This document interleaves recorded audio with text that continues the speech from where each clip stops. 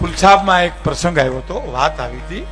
ગણાત્રાભાઈ કરીને એક લેખક પત્રકાર હરદેવભાઈ, એને એમ લખ્યું કે હું ને હેમુ ગઢવી જ્યારે શિહોર પ્રોગ્રામમાં ગયા, હું પણ એની સાથે ગયો હતો.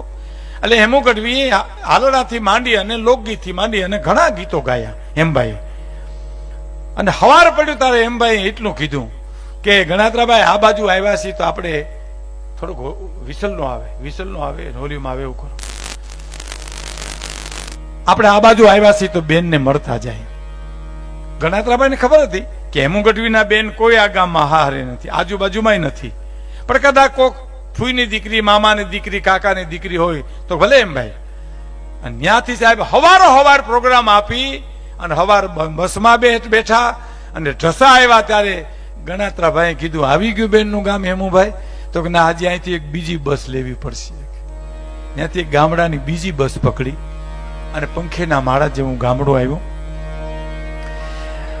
ગામના પાદરમાં ઉતરીને હેમુ ગઢવી એટલું કીધું કે ધનીબેન ક્યાં રહે છે? હે એ ધનીબેન? એટલે કીધું કોણ ધનીબેન? એમાં એક જણે કીધું કે ભાઈ 12 ગામથી અમારી ત્યાં ધનીબેન રહેવા આવ્યા છે. તો હા, એ ક્યાં? તો કે પરવાડીએ રહે છે. છોકરા જા મહેમાન ને ધનીબેન ને ઘરે મૂકી આવી.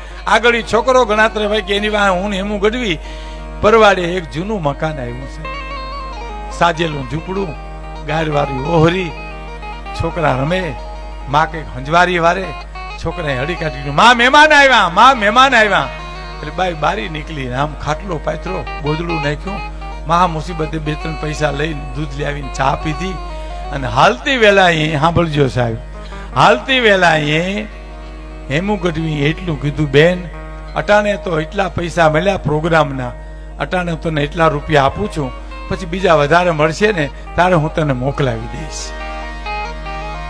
આમ કહી અને હાલતા થયા. એટલે ગણાત્રાભાઈ કે હું મૂંઝાણો કે આ કોઈ એનું હોગું નથી ને આમ કેમ? પછી હેમુ ગઢવી મને કહે કે ગણાત્રાભાઈ મૂંઝાણા તમે? તો હા, મૂંઝાવમાં હું તમને ખુલાસો કરું. હે આને હું નથી ઓળખતો, તમે નથી ઓળખતા ને? તો ના, હું નથી ઓળખતો. ગણાત્રાભાઈ કે તો તમે એમ કીધું, કેમ કીધું કે મારી બેન છે? એ હું તમને સમજાવું કે મારા રેડિયો પર લોકગીતો સાંભળી અને આ બાઈ ને ભાઈ નહીં ને, એટલે છોકરા પૂછે કે માં કોણ ગાય? તો તારા હેમુ મામા ગાય છે. હે તારા હેમુ મામા મારા લોકગીતો સાંભળીને મને ભાઈ કરેલો. અને છોકરા પૂછે બા કોણ ગાય? તો તારા હેમુ મામા ગાય છે. એમાં એનો પતિ ગુજરી ગયો, ગામ છોડવું પડ્યું અને ખિસ્સામાંથી કાગળ કાઢીને ગણાત્રાભાઈ કે મને વંચાયો.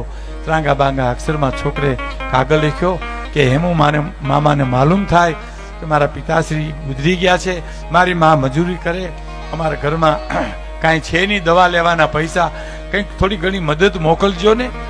એટલે અટાણે પ્રોગ્રામ મળ્યો, મને પૈસા મળ્યા, હું એ છોકરાનો મામો થયો, મેં એને પૈસા આપ્યા. હવે તું મારો મામો થઈ જાય, રાજકોટ સુધી ટિકિટ લઈ લે આપણા બેયની, એટલે આપણે રાજકોટ ભેલા થઈ જાય. એટલે હેમુ ગઢવી પાછળ લખવું પડ્યું કે દુખી પિયરની દીકરી કોઈ દેશ દેતા બનશે.